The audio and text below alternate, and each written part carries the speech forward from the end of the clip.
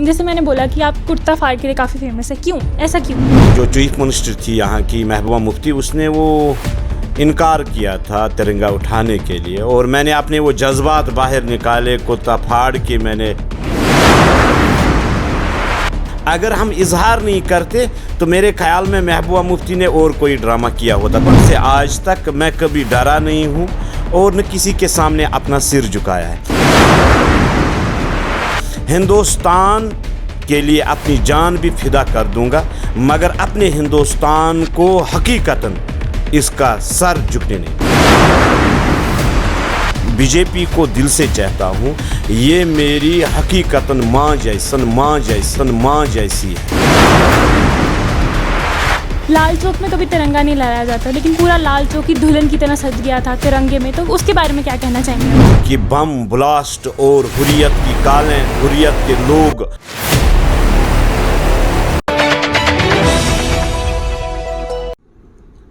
नमस्कार, स्वागत है आपका क्या टी न्यूज़ में, और मैं हूं आपकी होस्ट और दोस्त मिस कुलविंदर कौर।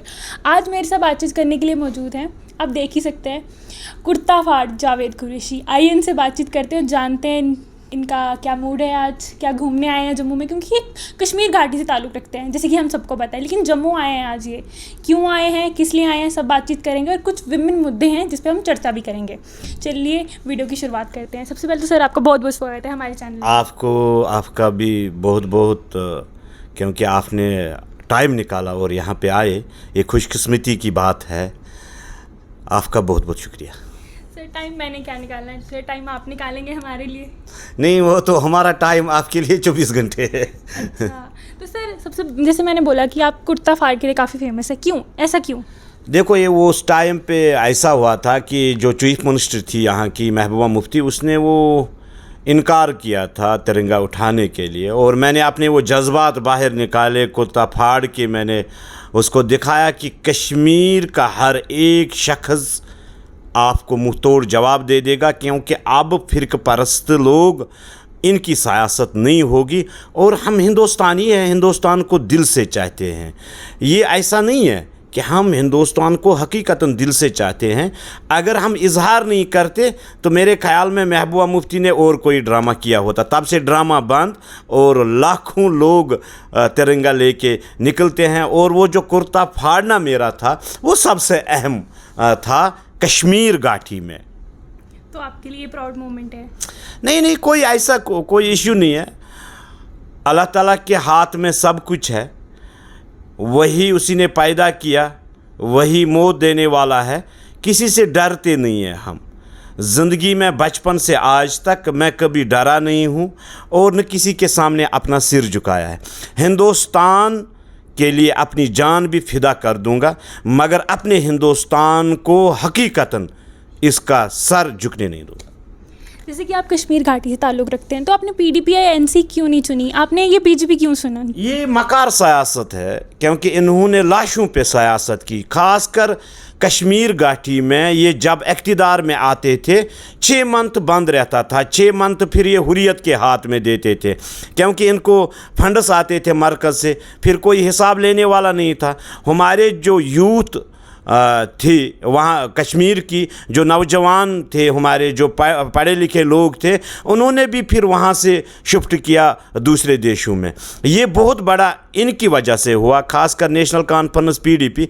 इसलिए हम दिल से नहीं चाहते थे इनको। मैं बीजेपी को दिल से चाहता हूँ, ये मेरी हकीकतन माँ जैसी है, क्योंकि इन्होंने जो कश्मीरी नौजवानों के लिए किया, मैं समझता हूं कि अगर 30 साल पहले ऐसा होता तो वहां लाखों जो नौजवान मरगुजारों में हैं अभी, जो मारे गए, जो वहाँ की दहशतगर्दी ने रात के अंधेरे में आके उनको मार रहे थे, वो आज नहीं है, वो भारतीय जनता पार्टी ने वहाँ पे ख़त्म किया। जी हाँ, बिल्कुल। जैसे कि आपने अभी बात की पहले भी, और अभी मैं फिर से भी आपसे पूछना चाहूँगी कि 15 अगस्त के लाल चौक में कभी तिरंगा नहीं लहराया जाता, लेकिन पूरा लाल चौक ही दुल्हन की तरह सज गया था तिरंगे में, तो उसके बारे में क्या कहना चाहेंगे आप? देखो, ये तो आज मैं समझता हूँ कि 30 साल के बाद, 30 साल मैंने भी देखा कि बम ब्लास्ट और हुर्रियत की कालें, हुर्रियत के लोग वो आते थे, फिर तिरंगे, फिर माहौल ख़राब करना, वहाँ नौजवानों के साथ वो जज्बाती तकरीर करना, उनके जज्बातों को उबारना, ये इनका एक ड्रामा क्रिएट था वहाँ पे। जब से भारतीय जनता पार्टी ने हुकूमत संभाली, ख़ासकर वज़ीर आज़म हिंद नरेंद्र मोदी जी को ये क्रेडिट जाता है कि कश्मीर का हर एक बच्चा नरेंद्र मोदी को सलाम करता है। इसलिए सलाम करता है कि 2 साल में अब कोई सिविलियन किलिंग नहीं हुई, 2 साल में माहौल बेहतरीन है।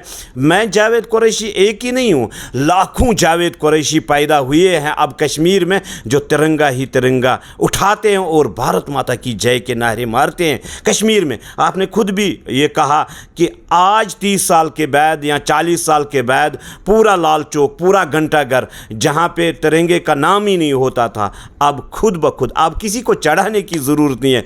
अब वो जो एक खेल बन चुका था, एक मैदान बन चुका था वहाँ सियासत का, मकाराना सियासत का, वो नरेंद्र मोदी ने ख़त्म किया।